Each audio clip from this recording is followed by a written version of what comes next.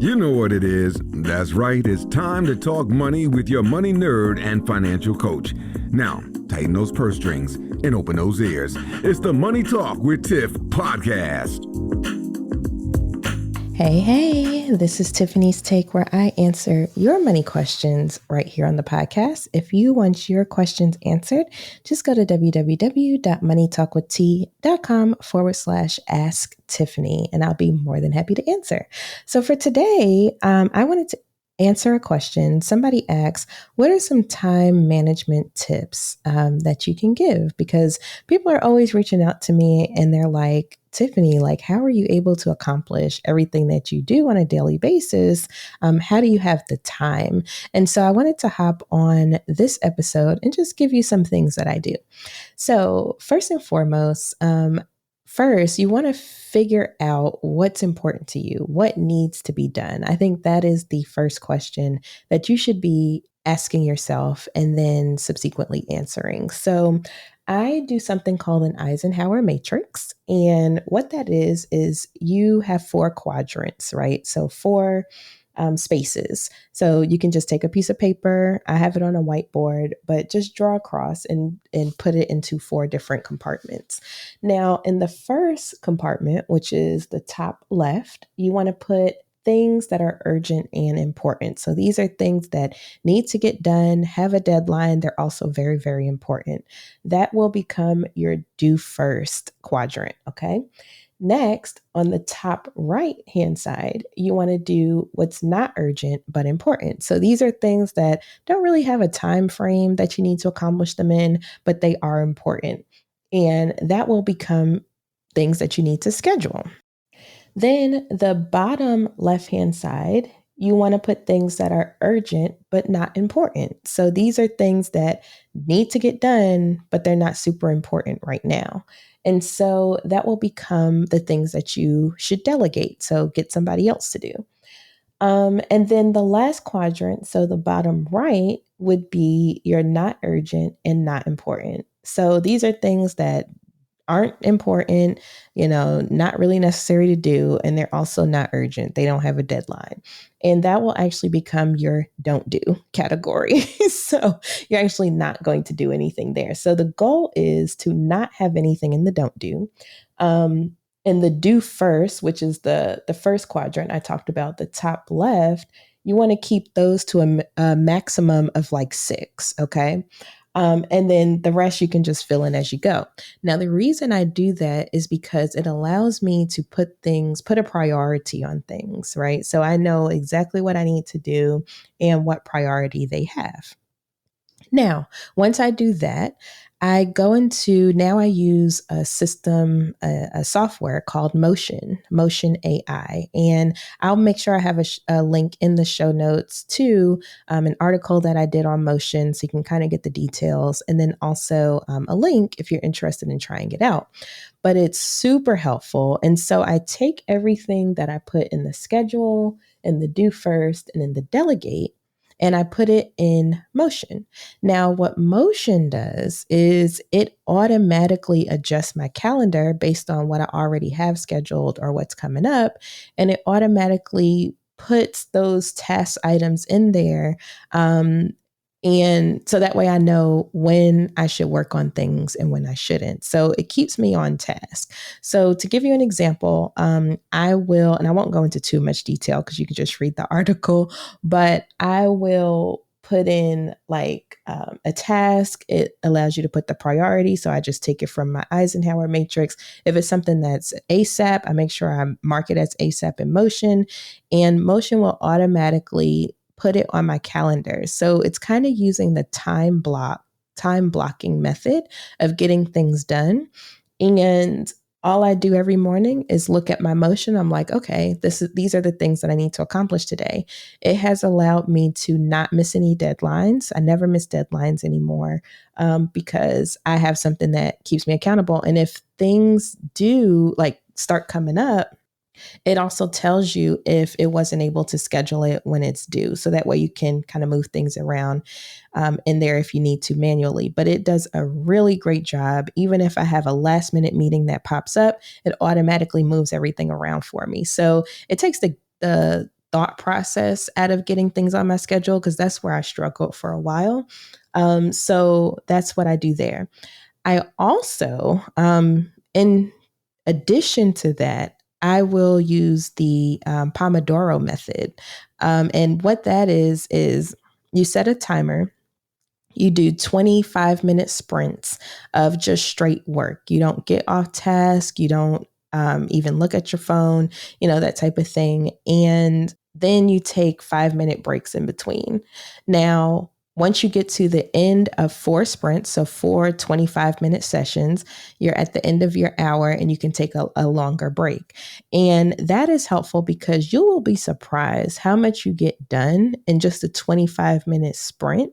If you just stay focused. So you're not looking at social media, you're not just, mindlessly browsing the web or, in between doing what you need to do, checking your email, so on and so forth. It allows you to stay on task. And so there's an app that I use for that. It's called Focus Keeper. So highly recommend checking it out. Really basic. You just open the app and hit start. And it automatically does the Pomodoro method for you. And all you have to do is just stay focused when it tells you to stay focused, take a break when it tells you to take a break, and you will get so much accomplished. I can almost guarantee it.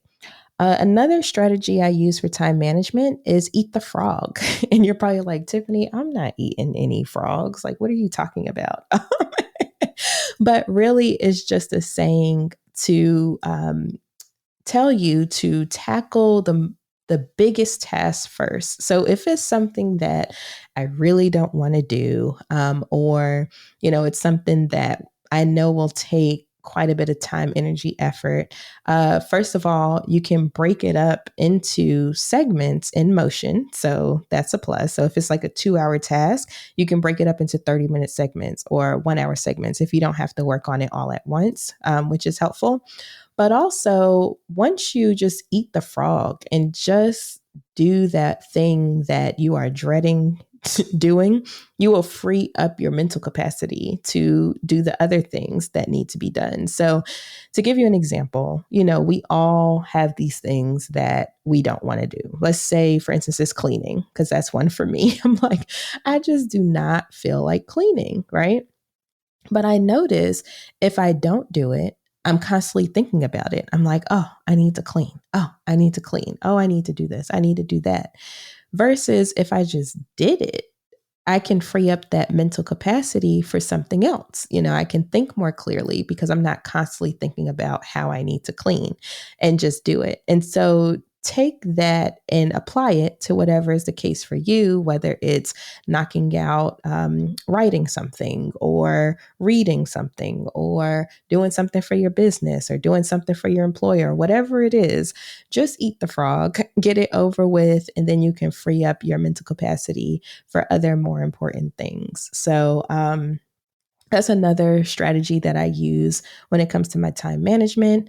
Another thing is that I always make time for doing stuff that pours into me. So it doesn't matter how busy I am or how much things need to get done. I always take time for just having time for myself. So whether that's scrolling social media, if that's what I want to do, or watching TV, if that's what I want to do, or just relaxing for a minute and just doing something mindless, because that's what I want to do. I make time for that. I also try to make time for naps if I can. And so that's another time management hack as well, because when you are constantly in the flow of things and you're constantly, on your mind, having to do this, having to do that, you can burn yourself out pretty quickly. And so that's why I'm bringing this up as a time management hack, because you're like, Tiffany, that's self-care. But it helps you with your time too, because if you get burnt out, even when you try to work on what you want to work on or try to work on what you need to work on, it's going to be difficult to do so because your body is telling you, okay, you need to slow down. You need to hit the brakes. You need to pause. And if you ignore those warnings, you could end up in a very bad place. I've been there, I'm having health issues because I just won't slow down. So slow down before your body tells you need to slow down. And there's always time to get things accomplished. Okay. Always time. That's another time management hack I'll say as well, is that I don't stress about what needs to be done anymore. I'm like, if I get to it, great. If I don't, cool. I'm not going to lose sleep over it. If the opportunity is still there tomorrow, perfect. If it's not, okay. I don't put that much pressure on myself anymore to constantly always have to get things done ASAP. Like everything can't have an ASAP deadline. All right. So I just wanted to leave you all with those tips, and hopefully they have been helpful for you. These are some ways that I am able to accomplish things. And also, one more thing, delegate what you can. So, for instance, I really don't like cleaning. For a long time, I had someone that came to clean because that was taking up too much time. I didn't really enjoy it. It was in my delegate quadrant. And so that's what happened. So look at your delegate quadrant and start delegating stuff out. You'll be surprised how much people are willing to help you if you just ask, your family, your friends, whoever, hiring someone if you can. There are people that are out here willing to help you with whatever it is you need to get done. But a lot of times we shoot ourselves in the foot because we just don't ask. So that is the message for today. Hopefully I answered your question. If you had that question for me, if you were listening, like, how the heck does Tiffany keep putting out all these podcast episodes? This is how I get everything done. So thank you so much for listening. If you want to ask your question on the podcast, just go to www.moneytalkwitht.com/ask Tiffany, and I will be more than happy to answer for you. So until next time, I hope you have a safe and productive day. Bye. Thank you for listening, joining, and being a part of the Money Talk with Tiff podcast this week. You can check Tiff out every Thursday for a new Money Talk podcast. But if you just can't wait until next week, you can listen to previous podcast episodes at moneytalkwitht.com or follow Tiff on all social media platforms at Money Talk with T. Until next time, spend wise by spending less than you make. A word to the money wise is always sufficient.